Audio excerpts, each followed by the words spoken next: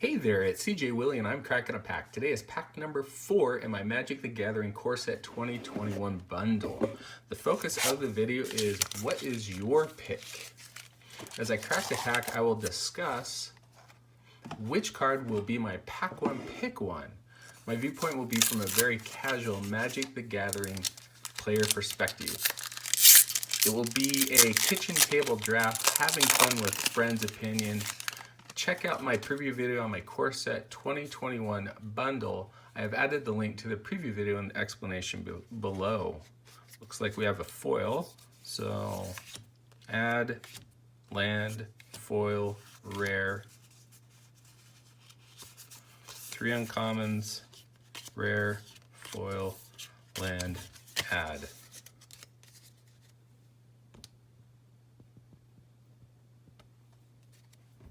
All right, first card out of the pack is a Shock, single red instant. Shock deals 2 damage to any target. Classic red burn. It's not as good as Lightning Bolt, but in a very limited format, Shock does a lot of great work. Next up is Infernal Scarring, 2 mana, 1 and a black, enchantment or enchant creature. Enchanted creature gets +2/+0 and has, when this creature dies, draw a card. This isn't a card that I'm very excited to play. I'm not interested in playing this in limited.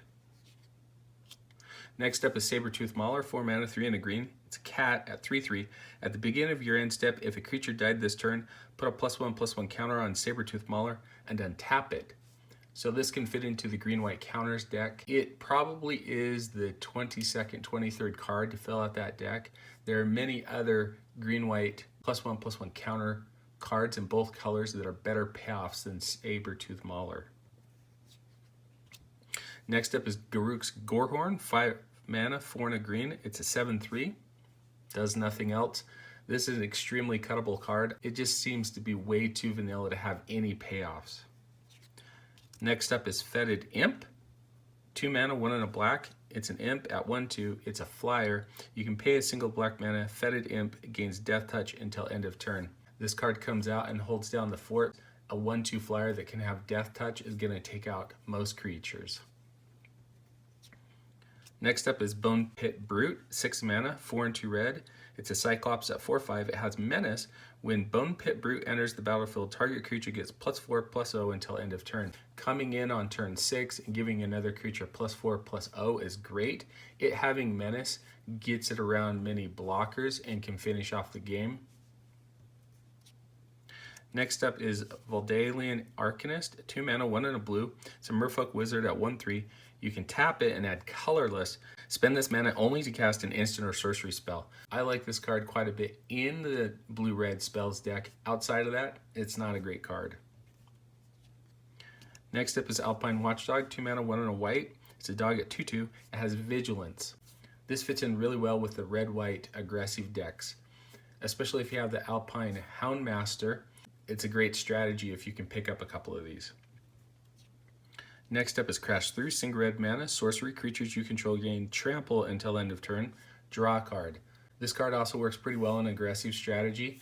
Red-white typically goes wide, and if you're able to pump your creatures and play Crash Through, it's going to either end the game or get yourself pretty close to winning the game. Next up is our first uncommon, Miscast, single blue mana, instant. Counter target instant or sorcery spell unless its controller pays 3 generic mana. It's a great mana leak for instant and sorcery spells.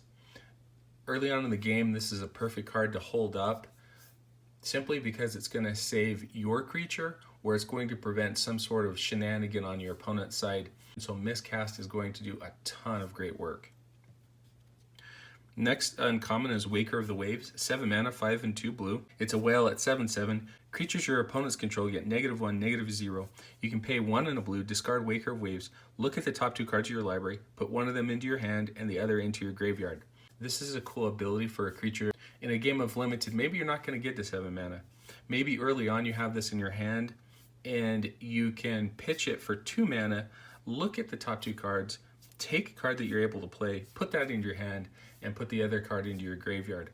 So it's kind of a mini Anticipate stuck onto a creature.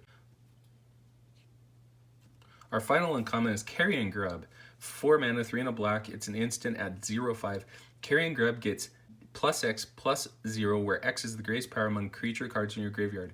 When Carrion Grub enters the battlefield, mill 4 cards. This is an interesting card in Limited because you're going to mill 4 cards into your graveyard. If one of those cards is a creature, you're going to be able to have maybe a 2/5, a 3/5. Defensively, it can block quite a few creatures on your opponent's side. It could potentially be a great offensive threat that your opponent's going to have to answer. Okay, for a rare mythic rare, did we get something great? We have Mazemind Tome. 2 generic mana artifact. You can tap it, put a page counter on Mazemind Tome, and scry 1. You can pay 2 generic, tap it, put a page counter on Mazemind Tome, draw a card. When there are 4 or more page counters on Mazemind Tome, exile it. If you do, you gain 4 life. I think this card is fantastic and Limited. It gives you the ability to scry 2 or 3 times. It gives another ability to maybe draw a couple of cards. By the time you get to 4 page counters on it, yeah, you're going to have to sacrifice it, but you're going to gain some life out of it. I think it's a great card early on that smooths out your draw, maybe draws you a couple of cards that you need to further advance your board or put your winning strategy into play. Okay, we have a foil. It's Fetid Imp. We already covered that card earlier in the pack.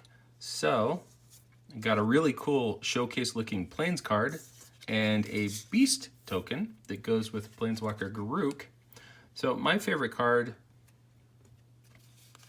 or best card out of the pack, is going to be Mistcast. I think it's a great counter spell. In a game of Limited, early on, mana is a very important resource.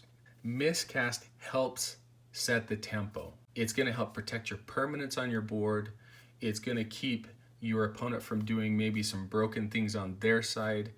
It's a card that I think will see a lot of play outside of Limited. I think it's the best blue uncommon in the set.